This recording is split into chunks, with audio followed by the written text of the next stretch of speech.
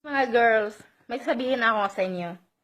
Kapag ang lalaki magsasabi sa inyo na sexy kayo, maganda kayo, nako, wag na wag kayong maniwala.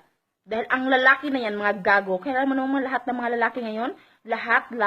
Oo, kung sino mag-react yun lang yun. Lahat ng mga lalaki yun, hindi nagsasabi ng totoo. Mga sinungaling ang mga lalaki. Alam ba ninyo ha? Pag sabi na, sexy ka, maganda ka, maniwala kayo. Hoy, huwag kayong maniwala na sexy kayo, maganda kapag ang lalaki magsabi. Dahil ang mga lalaki, sinungaling yan. Dahil may kailangan lang din yan sa inyo. Di ba?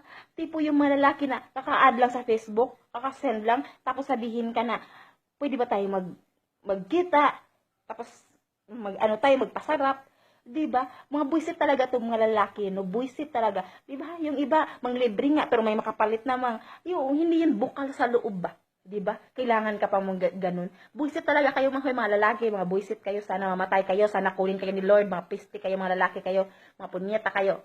Mga wala kayong kwenta. Ito lang, akala niyo man ako may kwenta kayo, wala kayong kwenta, wala. Wala kayo. 'Di ba? Musti kayo kahit may asawa sa Mindanao, Luzon, Visayas, Mindanao, maghahanap pa. Ay nako.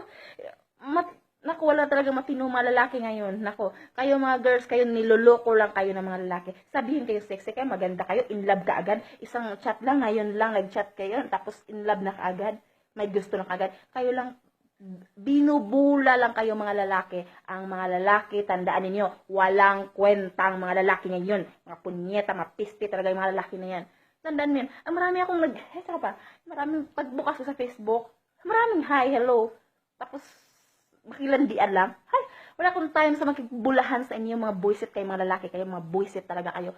Punyeta kayo, mga lalaki. Akala niyo mga gwapo? Oops, hindi ko sinabi na maganda ako, mga boys, ha. Ang sinabi ko, pangit kayo, mga bastos kayo. Hindi ko sinabi na maganda ako. Hindi ako sinabi, hindi ako kagandahan. Ang sabi ko, bastos kayo, mga piste kayo, mga lalaki, mga buisit kayo.